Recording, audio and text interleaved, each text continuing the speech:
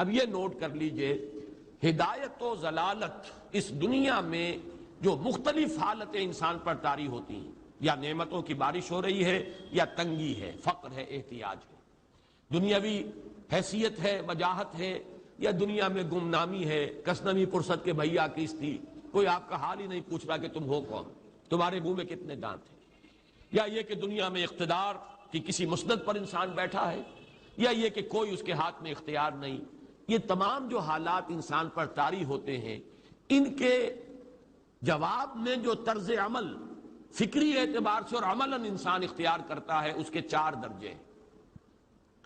پہلا درجہ ہے انتہائی گمراہی، ضل ضلالا بعیدا۔ وہ کیا ہے؟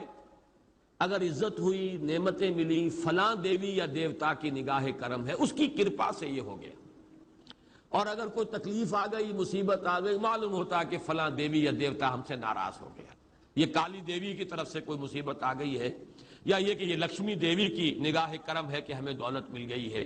یہ تو ہے شرک۔ شرک ہونے کے اعتبار سے یہ ہے ضل ضلالا بعیدا، انتہائی پستی۔ اس پستی سے اوپر آئیں گے تو توحید کی پہلی منزل ہے۔ عزت دی اللہ نے دی، اگر کوئی تنگی آ گئی، فقر، تکلیف، کوئی ذلت، رسوائی، یہ بھی اللہ کی طرف سے۔ ایک اعتبار سے تو انسان ہدایت پر آ گیا، بڑی گہرائی تھی اس گندگی کی اور اس خباثت کی جو شرک جس کا نام ہے، اس سے انسان نکل آیا، نجاست سے۔ توحید تو ہے، لیکن ابھی اس میں اس کی گمراہی کا ایک ایلیمنٹ شامل ہے، اور یہ گمراہی سے جب تک آگے نہیں آئے گا، اوپر نہیں ابھرے گا، اس کا طرز عمل کیا ہوگا کہ ذرا کچھ مل گیا، عزت مل گئی، پھولے نہیں سما رہے، اب زمین پر قدم نہیں ٹک رہے، گردن اکڑ رہی، کہیں محرومی ہو گئی، کوئی تکلیف آ گئی، کوئی مشقت، فقر آ گیا، اب بجھ کر رہ گئے۔ ان دونوں کیفیات میں انسان کا پینڈولم جو ہے وہ ایکسٹریم کو جائے گا۔ یہ کب ہوگا؟ جبکہ انسان یہ سمجھتا ہے کہ اس دنیا میں جو دولت مل گئی یا عزت مل گئی تو یہ گویا کہ بڑی کوئی قابل فخر شے ہے، اور اگر یہاں پر کوئی تکلیف آ گئی، کوئی مصیبت آ گئی، فقر و فاقہ آ گیا تو یہ گویا کہ بہت ہی اہانت آمیز شے ہے۔ اگر یہ انسان سمجھے گا تو طرز عمل وہ نکلے گا نتیجے کے طور پر جو میں بیان کر چکا ہوں، یہ گمراہی ہے۔ اس گمراہی سے نکلیں گے تو آپ کس مقام پر آئے؟ دوسری منزل ہدایت کی کیا ہے؟ نہ یہ عزت ہے نہ یہ ذلت ہے، دونوں حیثیتیں برابر ہیں کہ یہ امتحان ہے۔ اسی لیے ان دونوں آیتوں میں ایک لفظ قدر مشترک ہے، اذا مبتلاہ، فاما الانسان اذا مبتلاہ ربہ فاکرمہ ونعمہ۔ یہ بھی ایک ابتلا ہے، آزما رہا ہے اللہ، کبھی وہ دے کر آزماتا ہے، کبھی چھین کر آزماتا ہے، کبھی فقر و فاقہ سے آزماتا ہے، کبھی وہ کثرت دولت اور کثرت مال سے آزماتا ہے، کبھی وہ صحت دے کر آزماتا ہے کہ یہ قوت اور توانائی اور صحت جو میں نے دی ہے یہ اس میں کیا کرتا ہے، کبھی وہ مرض کے ذریعے سے آزماتا ہے کہ صبر کرتا ہے کہ نہیں کرتا۔ ہمارے لیے شکوہ اور شکایت تو اس کی زبان پر نہیں آ جاتی، نالا اور شیون تو نہیں آ جاتا، تکلیف جھیلتا ہے کہ نہیں جھیلتا، اس میں تحمل ہے کہ نہیں ہے، تو صبر کرتا ہے یا شکر کرتا ہے۔ یہ دونوں کیفیات در حقیقت اس اعتبار سے مساوی ہے، یہ بھی امتحان، یہ بھی امتحان۔ یہ حقیقت جب سامنے ہوگی، اب وہ پینڈولم جو ہے وہ بہت کم ہو جائے گا، یعنی انسان میں طبعی طور پر تو ایک اثر ہوتا ہے غیر اختیاری، کسی چیونٹی نے کاٹا آپ کے پاؤں پر، آپ اپنا پاؤں ہٹا لیں گے، اس میں کوئی ارادہ نہیں ہے، یہ ریفلیکس ایکشن ہے، غیر اختیاری فعل ہے۔ اس حد تک تو انسان ضرور متاثر ہوتا ہے، اس سے تو کوئی انسان جو ہے وہ بلندتر نہیں ہو سکتا۔ حضرت ابراہیم رضی اللہ تعالیٰ عنہ، حضور کے وہ نومولود فرزند، انتقال جب ہو رہا تھا آپ کی آنکھوں میں آنسو آ گئے۔ اب یہ ایک طبعی اثر ہے، ایک فعل ہے، انفعالی کیفیت ہے جو بالکل طبعی ہے، لیکن یہ نہیں کہ اس کی وجہ سے انسان کی زبان پر کوئی شکوہ آ جائے، کوئی شکایت آ جائے، یہ نہیں ہوگا، یہ ایمان کے منافی ہے۔ اسی طریقے سے اگر کوئی خوشی ہوئی ہے تو چہرے کے اوپر ایک نکھار آ جائے گا، تبسم آ جائے گا، اس سے زائد نہیں۔ اس حد تک تو یوں سمجھیے کہ انسان کا طبعی تقاضا ہے۔ اس سے زیادہ یہ پینڈولم اگر سوئنگ کر رہا ہے تو گویا کہ اس حقیقت سے انسان محجوب ہے کہ یہ بھی امتحان ہے، یہ بھی امتحان ہے، جو ہم سورہ حدید میں پڑھ چکے ہیں۔ ما اصاب من مصیبت فی الارض ولا فی انفسکم الا فی کتاب من قبل ان نبراها ان ذلک علی اللہ یسیر لکی لا تعصوا علی ما فاتکم ولا تفرحوا بما آتاکم۔ اللہ تمہیں کچھ دے تو اتراؤ مت، اللہ تم سے کچھ چھین لے تو اس کے اوپر افسوس مت کرو۔ یہ نتیجہ ایمان کا نکلنا چاہیے۔ اگر تمہیں ایمان ہے اللہ پر، اگر تمہیں یقین ہے کہ جو کچھ ہوا ہے اللہ کے اذن کے بغیر نہیں ہوا، اگر تمہیں یقین ہے کہ اللہ نے جو میرے لیے طے کیا ہے اس میں میرے لیے خیر ہی ہے، چاہے فی الحال فی الوقت فوری طور پر مجھے ناگوار محسوس ہو رہی ہے بات، لیکن یقیناً میرے لیے اس میں خیر ہے میرے رب کی طرف سے، کہ ہر چہ ساقی ما ریخت عین الطاف۔ ہم تو شارٹ سائٹڈ ہیں، ہم دیکھ نہیں سکتے کسی شے کو، ہم اس کے ظاہر کو دیکھ کر گھبرا اٹھتے ہیں کہ یہ تو تکلیف آ گئی، کیا پتا اسی کے پردے میں اللہ کی رحمت آ رہی ہے۔ میں نے وہ رئیس امروہوی کے اشعار آپ کو کئی دفعہ سنائے ہیں۔ وہ وقت آیا کہ ہم کو قدرت ہماری سعی و عمل کا پھل دے، بتا رہی ہے یہ ظلمت شب کہ صبح نزدیک آ رہی ہے، ابھی ہے کچھ امتحان باقی فلاکتوں کے نشان باقی، قدم نہ پیچھے ہٹے کہ قسمت ابھی ہمیں آزما رہی ہے۔ رئیس اہل نظر سے کہہ دو کہ آزمائش سے جی نہ ہارے، جسے سمجھتے ہو آزمائش وہی تو بگڑی بنا رہی ہے۔ اسی آزمائش سے تو بگڑی بنے گی، اسی سے تو تمہارا خیر جو ہے اجاگر ہوگا، سامنے آئے گا، پتہ چلے گا who's who, what is what۔ ابو بکر میں کتنا یقین اور ایمان تھا، جی کیسے معلوم ہوگا، کیسے معلوم ہوگا کہ بلال میں کتنا سہار، کتنا تحمل تھا، کتنا صبر تھا، اگر وہ مصیبت ان پر نہ آتی کہ جو امیہ ابن خلف کے ہاتھوں ان پر قیامت ٹوٹ رہی تھی۔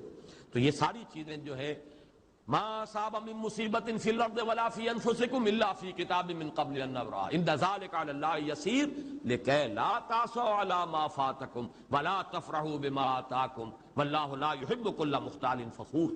اگر اس حقیقت سے محجوب ہو جاؤ گے تو پھر اختیال اور فخر اور گھمنڈ پیدا ہو جائے گا تمہارے اندر، یا دوسری طرف مایوسی، کمر ہمت ٹوٹ کر رہ جائے گی، خودکشی کرنے کو انسان آمادہ ہو جاتا ہے، ذرا کوئی ناکامی دنیا میں آ گئی، کوئی تکلیف آ گئی۔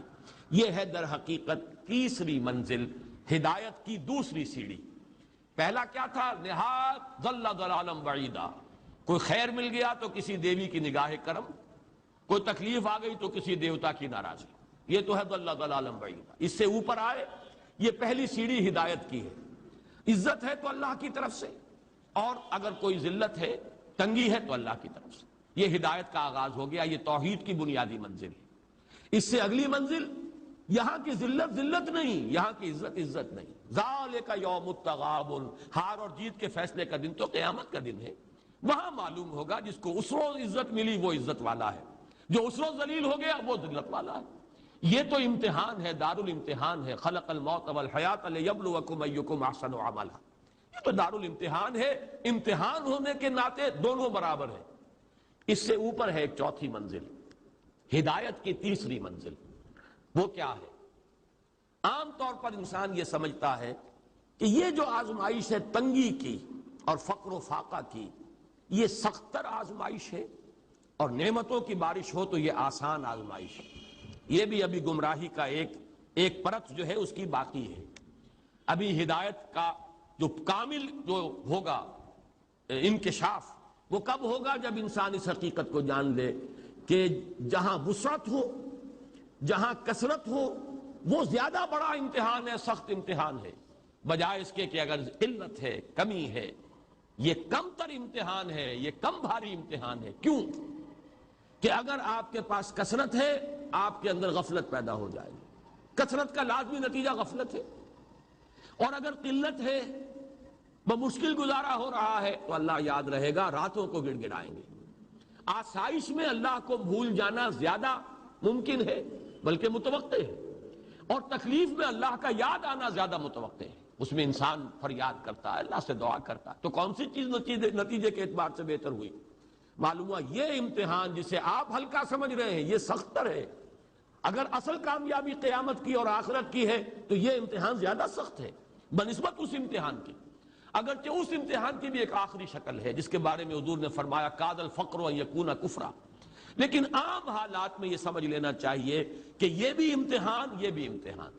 لیکن اگر تنگی ہے، اس کے لیے بھی حدیث بڑی پیاری ہے، حضور نے فرمایا ما قل و کفا خیر مما کثر و الہا، اگر کم ہو لیکن کفایت کر جائے، ضرورت پوری ہو گئی، پیٹ کو جتنا درکار تھا جسم اور جان کا رشتہ برقرار رکھنے کے لیے اتنا مل گیا، نہیں کوئی کئی کورسز کے ڈنر کھائے ہیں، نہیں کوئی اس کے اندر جو ہے لذت ہے، لیکن یہ کہ بنیادی ضرورت پوری ہو گئی، کسی کے سامنے ہاتھ نہیں پھیلانا پڑا، کسی کے سامنے عزت نفس کو ہتھیلی پر رکھ کر پیش نہیں کرنا پڑا، ما قل و کفا، جو کم ہے لیکن کافی ہے، خیر وہ کہیں بہتر ہے اس سے، مما کثر والہا، جو ہو تو بہت لیکن اس سے غفلت طاری ہو جائے۔ الہاکم التکاثر، یہ تکاثر تو انسان کو غفلت کے اندر مبتلا کر دینے والی شے ہے۔ یہ ہے اصل میں کہ جس کے لیے تاریخی اعتبار سے نوٹ کر لیجئے واقعہ، امام احمد ابن حنبل رحمہ اللہ، ان کی تاریخ کا، ان کی زندگی کا یہ واقعہ بہت ہی سبق آموز ہے۔ خلق قرآن کے مسئلے پر جب خلافت بنی عباس کے دوران ان پر تشدد ہو رہا تھا، مارا جا رہا تھا، جیل میں تعذیب، پرسیکیوشن، وہ مار ماری جا رہی تھی جس کے بارے میں آتا ہے کہ اگر ہاتھی کو بھی وہ مار ماری جاتی تو وہ بھی بلبلا اٹھتا۔ اس وقت کبھی ان کی آنکھوں میں آنسو نہیں آئے، ایک صبر اور ثبات اور استقلال کا پہاڑ کھڑا جھیل رہا۔ پھر وہ حکومت تبدیل ہو گئی، اب وہ جو خلیفہ وقت ہیں وہ خود اس مسئلے میں ان کے ہم خیال ہیں، اب انہیں جیل سے تو نکال دیا گیا۔ اس کے بعد یہ کہ ایک وقت آتا ہے کہ دارالخلافہ سے اشرفیوں کی ایک تھیلی لے کر ایک شخص آتا ہے کہ یہ خلیفہ نے آپ کو ہدیہ بھیجا ہے، نذرانہ ہے، اس پر رو پڑے اور یہ عرض کیا بارگاہ خداوندی میں، پروردگار میں اس آزمائش کے قابل نہیں ہوں، یہ آزمائش کہیں سخت ہے، یہ سنہری آزمائش، وہ پہلی آزمائش، اس کو ریزسٹ کرنا جو ہے، ٹیمپٹیشن کو ریزسٹ کرنا، یہ کہیں مشکل ہے اس پرسیکیوشن اور اس تشدد کو برداشت کرنے سے۔ تو یہ خاص طور پر یہ نمایاں نشان ذہن میں رکھیے۔ تو ان آیات میں کہ جو نہایت اہم ہے یہ دو آیتیں قرآن مجید کی، بظاہر سوال آتا ہے کہ اس میں حرج کی کون سی بات ہے؟ اللہ تعالیٰ معز ہے، اللہ تعالیٰ مذل ہے، تعز من تشاء وتذل من تشاء بیدک الخیر، یہ سورہ آل عمران میں آیت آئی کہ نہیں آئی؟ لیکن یہ کہ اصل میں یہ چار درجے ذہن میں رہنے چاہیے۔ اگر آسانی ہو، عزت ہو، دولت ہو، فراوانی ہو تو کسی دیوی کی نگاہ کرم یا دیوتا کا کرم، تکلیف ہو، مصیبت ہو تو کسی دیوی یا دیوتا کا اظہار غضب، ناراضگی کا مظہر۔ اس سے اوپر آئے جو عزت دی ہے اللہ نے دی ہے، مجھے اللہ نے باعزت کر دیا دنیا میں، اور یہ ذلت اللہ نے مجھے ذلیل کر دیا، اس کے اعتبار سے یہ ہدایت ہے، توحید تو آ گئی، لیکن ابھی گمراہی کا ایک ایلیمنٹ شامل ہے۔ وہ گمراہی کیا ہے کہ نہ یہاں کی عزت عزت ہے، نہ یہاں کی ذلت ذلت ہے۔ وہ جو بھی سردی گرمی اور نرمی سختی، ان تمام کو جو ہے وہ برابر رکھو کہ دونوں جو ہے یہ آزمائش کی کیفیتیں برابر ہیں۔ یہ ہو گئی گویا کہ اس سے ایک درجہ بلند۔ ابھی اگر ذہن میں آپ کے یہ ہے کہ یہ فراوانی اور دنیا میں نعمتوں کی بارش اگر ہو رہی ہو تو اس کو سمجھنا کہ یہ ہلکی آزمائش ہے، اور اگر فقر و فاقہ ہو، تنگی ہو، گمنامی ہو اور دنیا کے میں کوئی حیثیت اور اہمیت حاصل نہ ہو تو یہ گویا کہ زیادہ سخت امتحان ہے، تو ابھی گویا کہ گمراہی کا ایک ایلیمنٹ موجود ہے۔ حقیقت منکشف ہوگی جبکہ یہ بات واضح ہو جائے کہ یہ امتحان جو ہے نعمتوں والا امتحان یہ سخت تر ہے، اور فقر اور احتیاج والا امتحان یہ نسبتاً آسان ہے۔ اس میں اللہ کی طرف رجوع کی توقع زیادہ ہے، اس میں غفلت کا اندیشہ زیادہ ہے۔